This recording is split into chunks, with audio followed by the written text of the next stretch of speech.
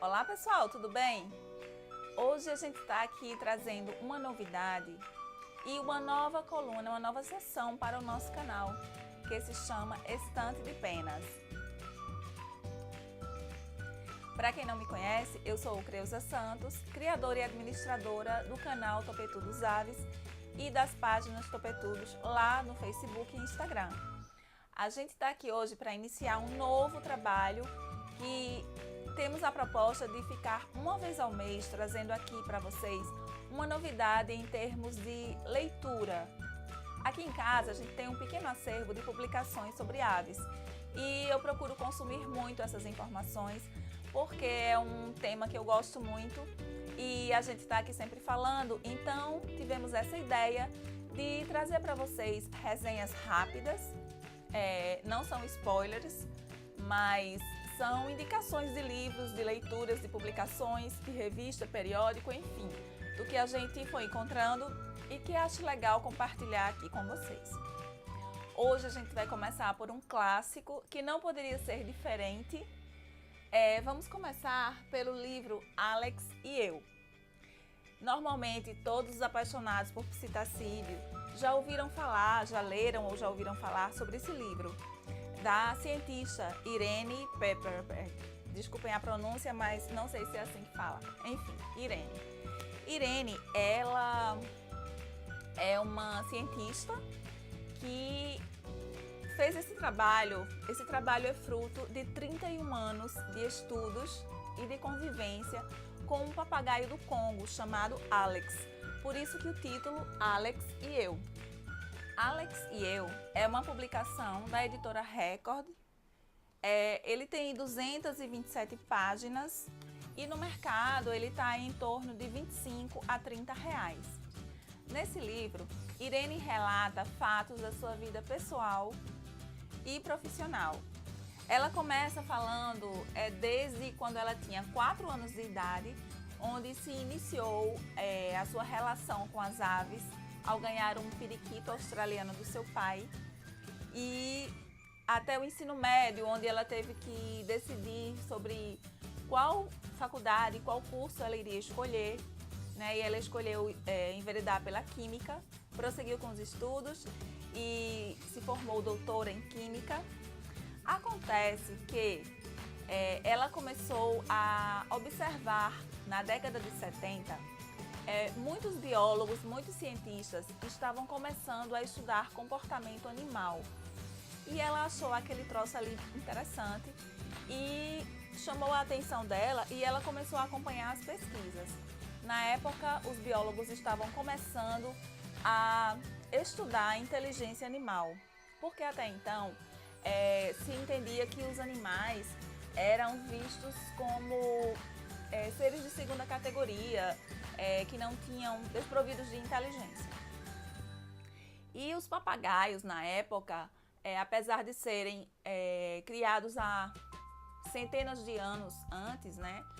Mas à época ainda se acreditava que os papagaios apenas repetiam os sons que os seus tutores, na época os donos, né? Não havia esse conceito de tutor ainda, mas que os seus donos falavam. Então eles meramente repetiam palavras, sem ter ciência, sem ter entendimento do que estavam repetindo. E foi quando, na época, os estudos estavam baseados na técnica do behaviorismo, que era uma técnica de estudo onde se condicionava os animais e de uma forma que ela entendia que não era correta, porque isso já era a década de 70 e os animais eram condicionados, por exemplo, com fome, a ficarem horas com fome, até repetir o que os cientistas esperavam deles. Também ficavam enclausurados em caixas de madeira pequenas, até terem o comportamento esperado pelos cientistas. Então eles entendiam que isso funcionava para os animais. E boa parte dessas pesquisas foram fadadas ao fracasso. E os cientistas atribuíam esse fracasso aos a ausência de inteligência, digamos assim, nos animais, as limitações intelectuais dos animais. Irene, que já convivia com aves, com animais há um certo tempo, ficou observando aquilo ali e achou que não era o caminho correto e começou a desenvolver o seu próprio caminho e decidiu comprar um papagaio do Congo, que era uma ave que na época ela se informou de que tinha uma grande capacidade de repetir vários sons, de vocalizar e de fala muito bom, uma capacidade muito alta, e ela escolheu o Congo para começar a estudar. E foi onde tudo começou. Ao adquirir o Alex, com alguns meses de idade. Gente, eu não estou contando a história toda. Isso aqui, perante o livro, não é nada, porque esse livro é um espetáculo. Esse livro é imperdível, por isso que está sendo o nosso primeiro livro da nossa primeira coluna de resenhas. Mas voltando lá, e foi quando ela começou a estudar com Alex. Alex, como todo papagaio do Congo, é um papagaio com um cérebro do tamanho de uma noz, mas capaz de repetir comportamentos e atitudes de crianças, né? Então, a capacidade intelectual desse animal é muito alta. Por conta disso, Irene começou a se interessar em comprovar não só a capacidade de repetição da fala humana do Alex, mas da cognição, do entendimento do Alex sobre o conteúdo do que estava sendo falado, bem como sobre a extensão do pensamento e a comunicação entre eles. E aí Irene começou um diário, que eu acho que foi a origem para resultar nesse livro aqui maravilhoso. Ela no diário dela fazia todo tipo de anotação. E é curioso que ela relata algumas passagens, né? Quando o Alex estava rabugento, quando o Alex estava chato, quando o Alex estava endiabrado. E as conquistas também que eles foram tendo ao longo de todos esses 31 anos. Com esses estudos, Irene começou a perceber que os cientistas estavam meio que subestimando a capacidade intelectual e de comunicação dos animais. E ela partiu do princípio de que a comunicação é um processo social e que o aprendizado da comunicação também se implica num processo social, um processo de socialização, de interação. E para que isso acontecesse dentro da pesquisa dela e que desse certo, ela precisava criar um vínculo com Alex. E aí ela vai relatando aqui todo o trabalho que ela foi desenvolvendo para criar o vínculo com Alex. Inclusive, assim, muita gente me pergunta lá na página do Instagram, tô com a calopsita, ela tá arisca, não consigo amansá-la. Então eu falo paciência e persistência. E aqui, gente, uma indicação excelente. Eu acho que esse livro abre o caminho para os tutores, para que eles enxerguem os seus animais, as suas aves, de uma forma diferente. E acredito que vai ajudar muito aos tutores nesse processo de socialização com sua ave. Eu estou relendo, estou relendo esse livro por conta do meu processo de socialização com o Luke, o meu ringneck, né? Que todos sabem que ele está aqui em casa há 1 mês e pouquinho. Luke tem 4 meses e a gente ainda está nesse processo de criar vínculo. Então, eu estou relendo esse livro que está me ajudando muito, está me orientando, está abrindo minha cabeça. Inclusive, ela traz as técnicas que ela utilizou, ela coloca aqui e tem me ajudado bastante e acredito que vai ajudar também muitos tutores.